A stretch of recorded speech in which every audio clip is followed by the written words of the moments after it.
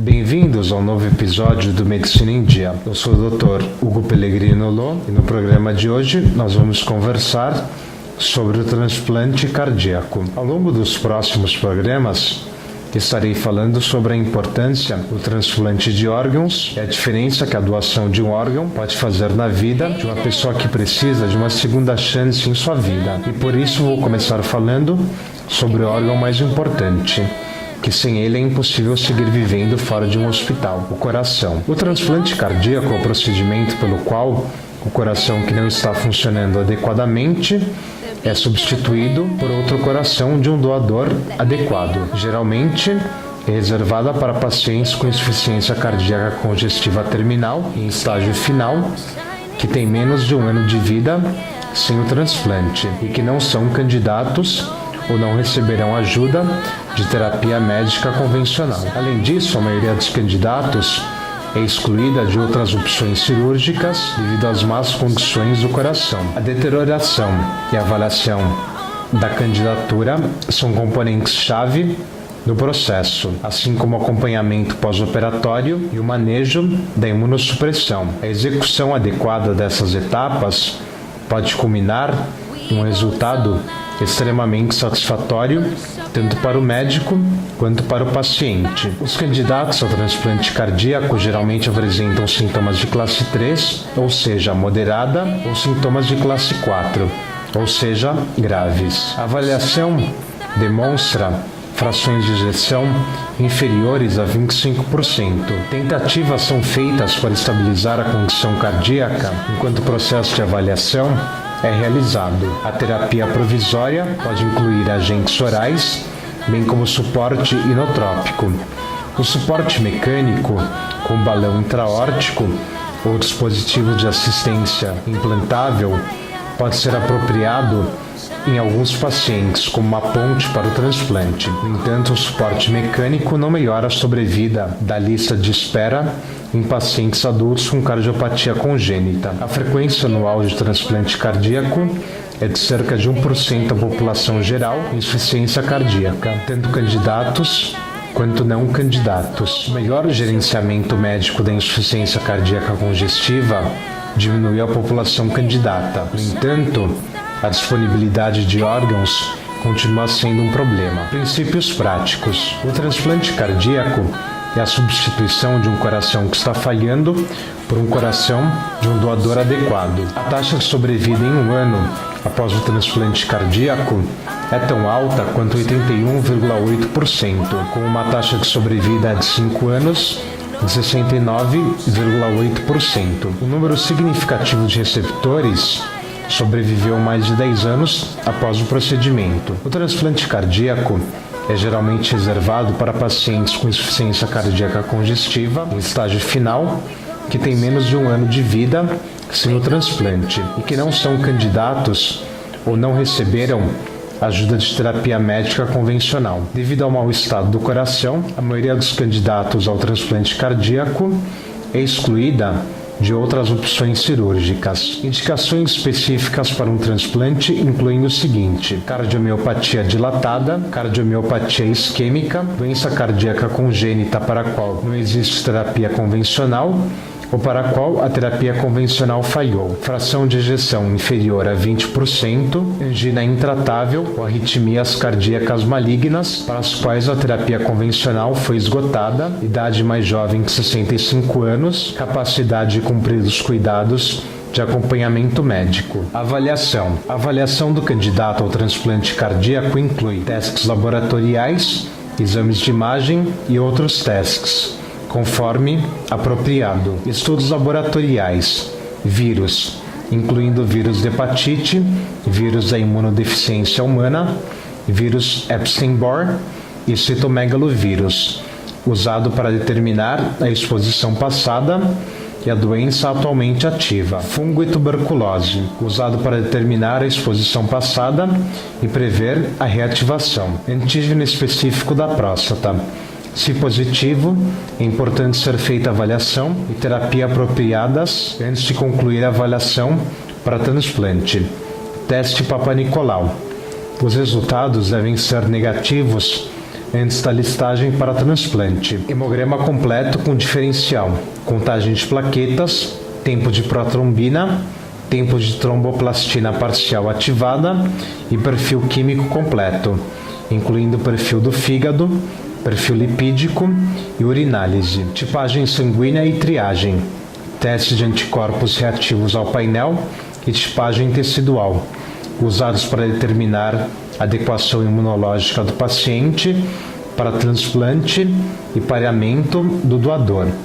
Estudos de imagem, arteriografia coronariana, realizada em caso de cardiomiopatia para determinar se a causa da disfunção cardíaca pode ser passível de terapias convencionais. Ecocardiografia, utilizada para determinar a fração de ejeção cardíaca e para monitorar a função cardíaca dos pacientes na lista de espera do transplante. Radiografias de tórax, posterior anterior e lateral, usadas para rastrear outras patologias torácicas que podem impedir o transplante. Mamografias bilaterais, não devem revelar anomalias antes da listagem para transplante. Avaliação cardíaca e pulmonar. Consumo máximo de oxigênio venoso, usado para avaliar a função cardíaca geral e como um preditor da gravidade da insuficiência cardíaca congestiva e da sobrevida do paciente. Cateterismo direito e esquerdo do coração, usado para determinar se o processo da doença é reversível ou tratável por terapia mais convencional. Biópsia. A biópsia endomiocárdica do potencial candidato não é realizada rotineiramente.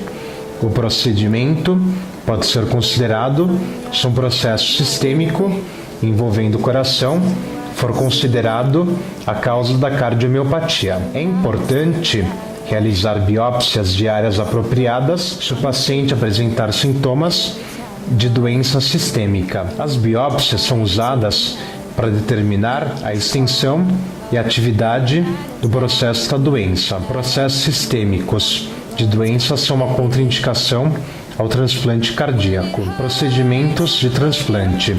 Durante o procedimento de transplante cardíaco, os ventrículos são extirpados, deixando os grandes vasos, o átrio direito e o átrio esquerdo do receptor. Então, o coração do doador é então costurado nessas áreas. Um haloenxerto cardíaco pode ser costurado em uma posição heterotópica ou ortotópica. Transplante cardíaco heterotópico.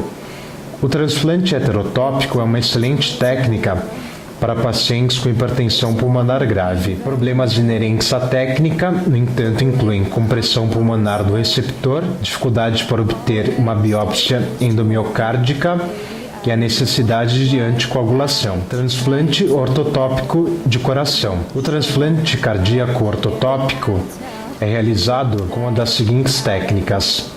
Técnica Schonway-Lower. Este método é mais simples e economiza talvez 10 a 15 minutos de tempo de isquemia. Anastomose bicaval. Uma vantagem do método bicaval é que, ao evitar um grande átrio direito, o cirurgião pode manter o melhor transporte atrial. Outra vantagem reivindicada desta técnica é a menor incidência relatada de regurgitação de válvula tricúspide. Terapia imunossupressora. A imunossupressão é iniciada logo após a cirurgia. Vários esquemas podem ser usados, incluindo terapia de indução pré-transplante e terapia de manutenção pós-operatória simples. A escolha do regime depende do treinamento e experiência do centro de transplante. Complicações. As complicações pós-transplante podem incluir o seguinte: sangramento de linhas de sutura, rejeição hiperaguda, infecção, distúrbios psiquiátricos da terapia com esteroide, rejeição cardíaca e doença vascular do haloenxerto. Processos de doença que precisam de transplante cardíaco. Os processos de doença que necessitam de transplante cardíaco podem ser divididos nas seguintes categorias: cardiomiopatia dilatada, 54%. Frequentemente, tem uma origem muito pouco clara, miocardiopatia isquêmica, 45%. Esse percentual está aumentando devido ao aumento da doença arterial coronariana em grupos etários mais jovens, cardiopatia congênita e outras doenças não passíveis de correção cirúrgica, 1%. A fisiopatologia da cardiomiopatia, que pode necessitar de substituição cardíaca, depende do processo primário da doença. Condições isquêmicas crônicas precipitam o dano celular miocárdico, com aumento progressivo do miócito, seguido de morte celular e cicatrização. A condição pode ser tratada com angioplastia ou bypass.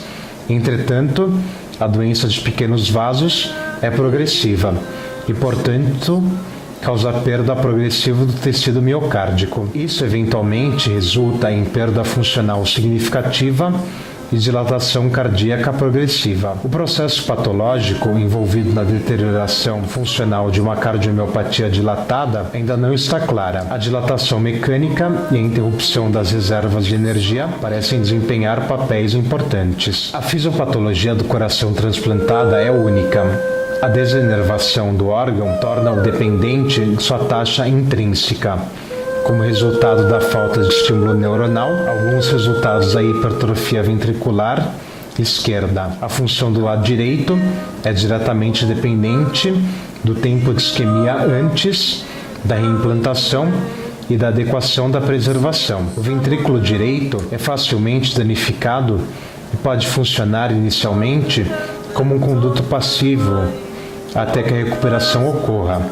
O processo de rejeição que pode ocorrer no halo enxerto tem duas formas primárias, celular e humoral. A rejeição celular é a forma clássica de rejeição, é caracterizada pela infiltração perivascular de linfócitos, com subsequente dano miocitário e necrose se não for tratada. A rejeição humoral é muito mais difícil de caracterizar-se e diagnosticar. Acredita-se que seja uma resposta generalizada de anticorpos iniciado por vários fatores desconhecidos. A deposição de anticorpos no miocárdio resulta em disfunção cardíaca global. Esse diagnóstico é geralmente feito com base na suspeita clínica e exclusão. A biópsia endomiocárdica tem pouco valor nesse contexto. A doença arterial coronariana é um processo patológico tardio comum a todos os aloenxertos cardíacos, caracterizado por hiperplasia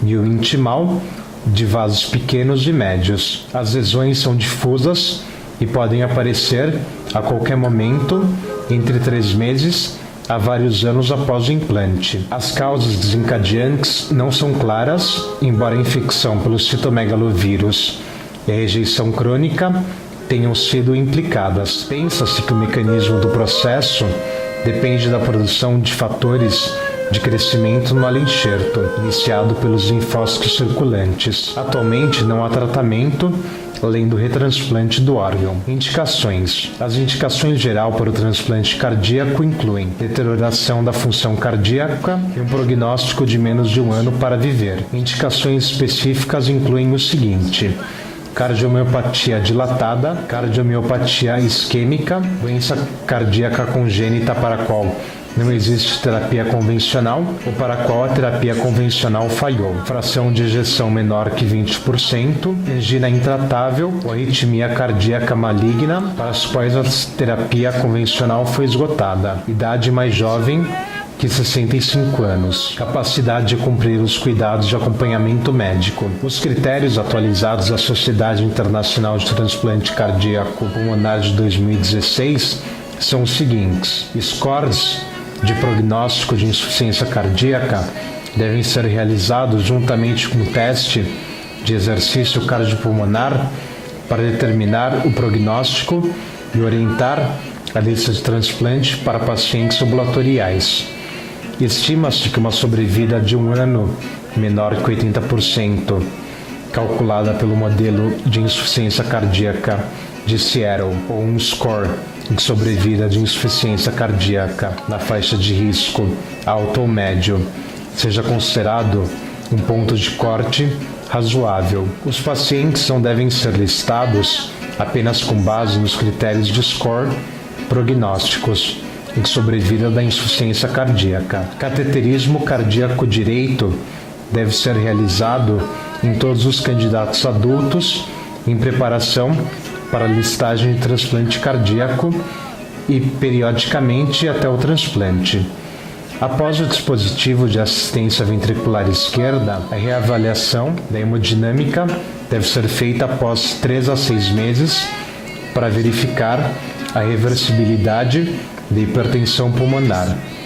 O índice de massa corpórea pré-transplante maior que 35 está associado a um desfecho pior após o transplante cardíaco. Para esses pacientes obesos, é razoável recomendar a perda de peso para atingir o índice de massa corpóreo menor que 35, antes da listagem para o transplante cardíaco. É razoável considerar a presença de disfunção renal irreversível como contraindicação relativa para transplante cardíaco isolado. A doença cerebrovascular sintomática clinicamente grave pode ser considerada uma contraindicação ao transplante. Avaliação de fragilidade. 3 de 5 possíveis sintomas, incluindo perda de peso não intencional de mais de 5 kg no último ano, perda de massa muscular, fadiga, velocidade de marcha lenta e baixos níveis de atividade física poderiam ser considerados ao avaliar a candidatura. O uso de suporte circulatório mecânico deve ser considerado para pacientes com comorbidades potencialmente reversíveis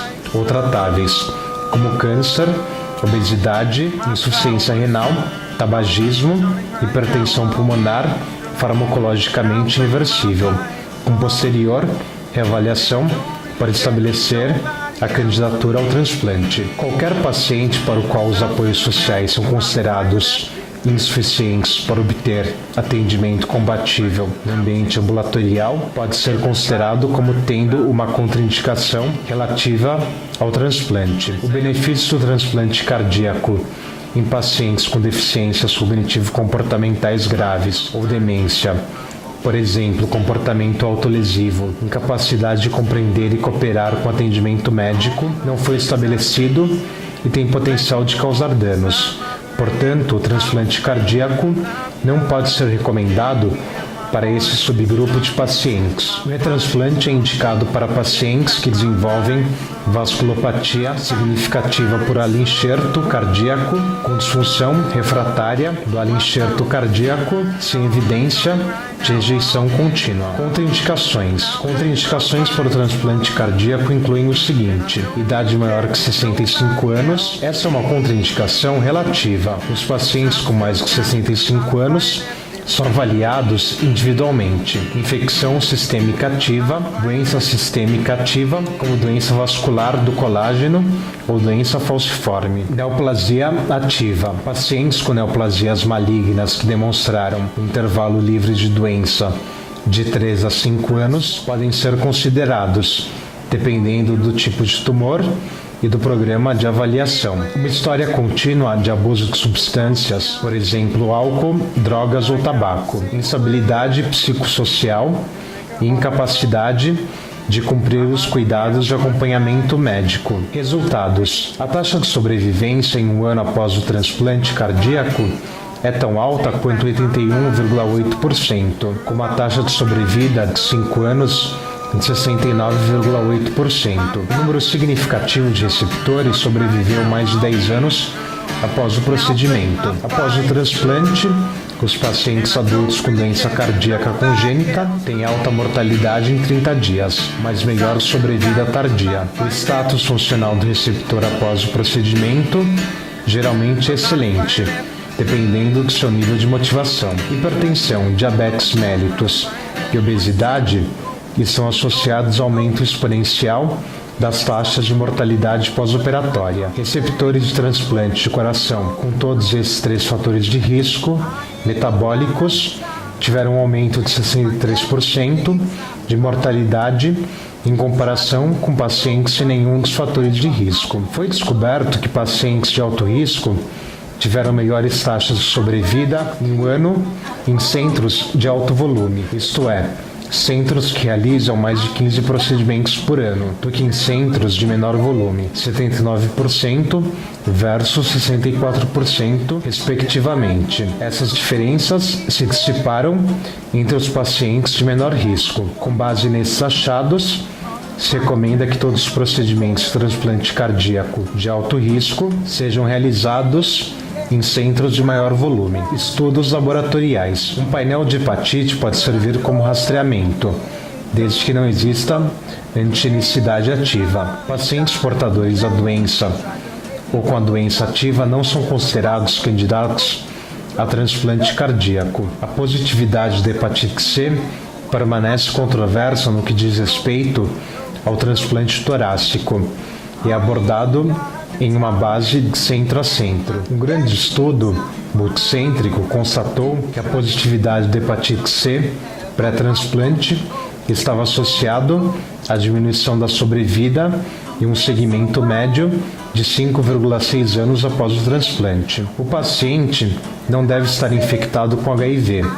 A positividade do HIV continua sendo uma contraindicação ao transplante. O teste para outros vírus, incluindo o vírus Epstein-Barr, o citomegalovírus e o vírus herpes simples, é usado para determinar a exposição passada e a doença atualmente ativa. Exposição anterior indica o risco de reativação. Profilaxia apropriada deve ser instituída após o procedimento. É importante tratar a doença ativa antes de se considerar o transplante. É importante imunizar os pacientes cujos resultados do teste são negativos para outros agentes virais durante o período de avaliação. Deve-se realizar testes sorológicos fúngicos e testes de tuberculose, com especial atenção à exposição ambiental. Esses estudos são usados para determinar a exposição passada e prever a reativação. Pacientes com resultados positivos no teste cutâneo de tuberculose são geralmente tratados antes de serem colocados na lista de transplantes. Se os resultados do estudo do antígeno prostático específico forem positivos, é importante iniciar uma avaliação e terapia apropriada antes de concluir a avaliação para o transplante. Os resultados do teste Papa Nicolau devem ser negativos antes da listagem para transplante. Se os resultados forem positivos, o médico deve fazer o encaminhamento adequado para avaliação e terapia antes de prosseguir com a avaliação para o transplante. É importante realizar hemograma completo, com diferencial, contagem de plaquetas e perfil químico completo, incluindo o perfil do fígado, perfil lipídico e urinálise.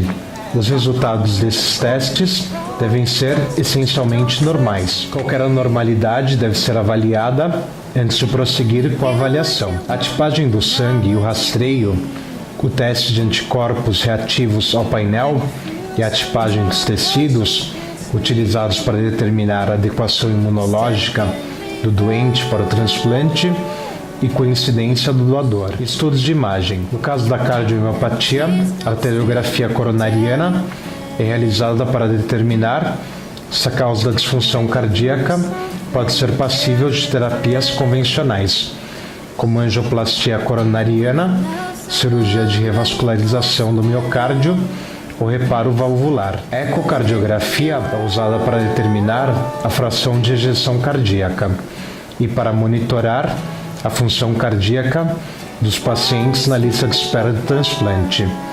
As frações de ejeção de 25% ou menos são indicativas de baixas taxas de sobrevida a longo prazo. Radiografias de tórax posterior anterior e lateral são usadas para rastrear outras patologias torácicas que podem impedir o transplante. As mamografias bilaterais não devem revelar anormalidades antes de listar para o transplante. Se forem encontradas anormalidades, o médico deve fazer o encaminhamento apropriado para avaliação e terapia antes de prosseguir com a avaliação para o transplante. Monitoramento e acompanhamento após o transplante.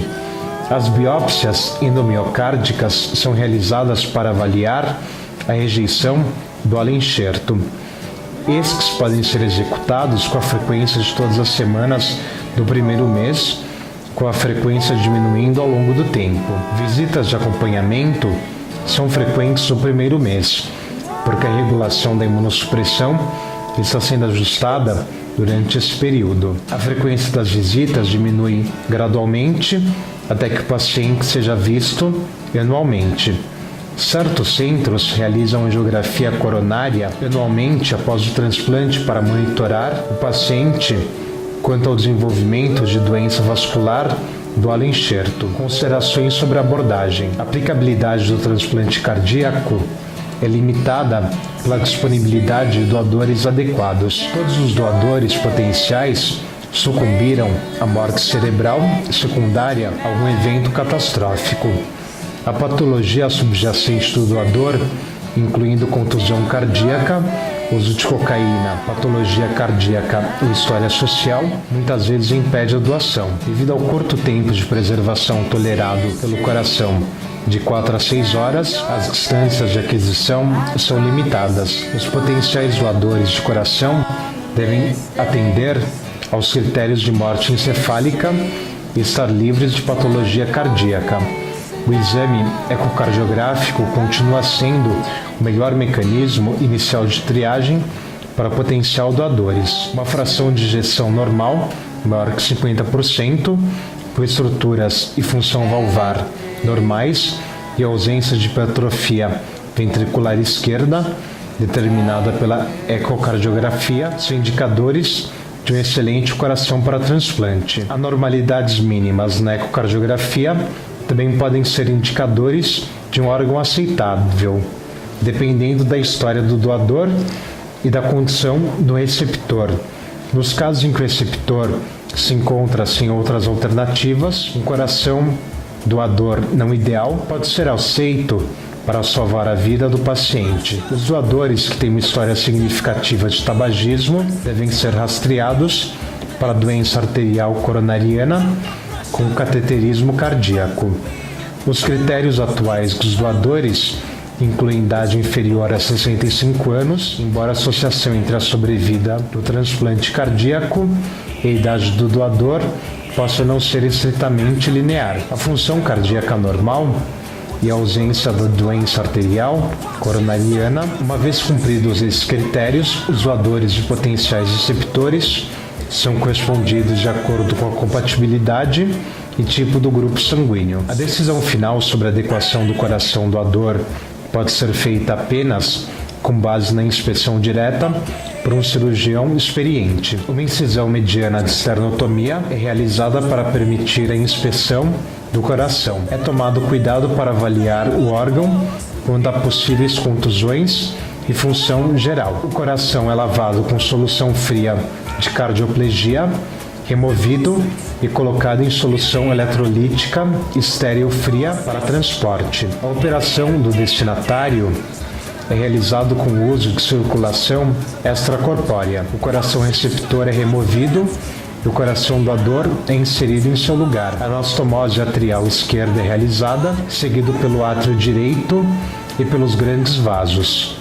Após o procedimento, o paciente é mantido em uma combinação de agentes pressóricos, enquanto o coração doador recupera os estoques de energia. O nível de cálcio ionizado do paciente é cuidadosamente monitorado e substituído por cloreto de cálcio, porque a função do coração desnervado inicialmente é extremamente dependente dos íons de cálcio circulante. O estado ácido-base do paciente também é cuidadosamente monitorado e corrigido. A imunossupressão é iniciada logo após a cirurgia. Vários esquemas podem ser usados, incluindo terapia de indução pré-transplante e terapia de manutenção pós-operatória simples. A escolha do regime depende do treinamento e experiência do centro de transplante. Uma vez estabelecido, o paciente é rapidamente desmamado do ventilador mecânico e dos pressores. O período de internação pós-transplante pode ser de apenas 5 dias, dependendo da condição do receptor antes da operação. Complicações. Complicações após o transplante incluem sangramento das linhas de sutura. Essa é uma ocorrência rara, mas pode exigir a exploração no período pós-operatório imediato. A rejeição hiperaguda pode ocorrer imediatamente após o fluxo sanguíneo ser restaurado ao allo-enxerto, até uma semana após o procedimento. apesar da imunossupressão terapêutica. A ligação com a assistência mecânica pode ser vantajosa na rejeição aguda do alloenxerto. A infecção é a principal preocupação em pacientes transplantados. Medidas preventivas devem ser instituídas. Durante o curso inicial pós-transplante, as infecções bacterianas são a principal preocupação. Infecções fúngicas podem aparecer se o paciente for diabético ou excessivamente imunodeprimido. A profilaxia para pneumocistes Girovec é universalmente administrada, assim como a terapia para infecção por citomegalovírus. É importante manter a vigilância para outros processos infecciosos incomuns, incluindo infecção por Listeria, Legionella, Clamídia e Nocardia. Os distúrbios psiquiátricos da terapia com esteroides podem ocorrer no período imediato pós-transplante. Essas perturbações podem ser previstas a partir da avaliação psiquiátrica pré-transplante e assim evitadas. A rejeição cardíaca é esperada e deve ser detectada pela biópsia endomiocárdica. Dependendo da gravidade do incidente, o processo pode ser tratado apenas com terapia com esteroides, terapia com anticorpos policlonais ou terapia com anticorpos monoclonais. A doença vascular do alloenxerto é a principal causa de falência tardia do enxerto e morte. Uma hiperplasia miointimal concêntrica progressiva se desenvolve nas artérias coronárias, às vezes até 3 meses após o transplante. A causa do processo não é claro. No entanto, acredita-se que a infecção por citomegalovírus e os episódios de rejeição recorrentes estejam associados à causa. Pesquisas sugerem que a lesão inicial de isquemia-reperfusão associada a repetidos episódios de rejeição pode contribuir para o processo. A única terapia disponível para a doença vascular do alloenxerto é o retransplante. Às vezes o processo pode ser tratado por implante de stent nos vasos doentes. Os stents farmacológicos parecem ser mais eficazes no tratamento da doença vascular do alloenxerto cardíaco do que os stents não farmacológicos. Os stents farmacológicos reduzem a revascularização da lesão-alvo, bem como as taxas de morte cardíaca e infarto do miocárdio não fatal. Em pacientes pediátricos, há um aumento de 30% no risco de perda do enxerto dentro de 6 meses. Quando o tempo de isquemia é superior a 3,5 horas. Imunossupressores. A imunossupressão é iniciada logo após a cirurgia. Os receptores de transplante são mantidos em um regime de imunossupressão que inclui de 1 a 3 medicamentos. Geralmente, os medicamentos se enquadram em 3 categorias: esteroides, antimetabólitos e outros imunossupressores. Vários esquemas terapêuticos podem ser usados, incluindo terapia de indução para transplante e terapia de manutenção pós-operatória simples. A escolha do regime depende do treinamento e experiência do centro de transplante. Obrigado por assistir ao programa de hoje. Eu sou o Dr. Hugo Pellegrino Lô. Para mais informações, peço que entre em contato comigo através de meu e-mail hugo.loh@gmail.com. Até o próximo programa.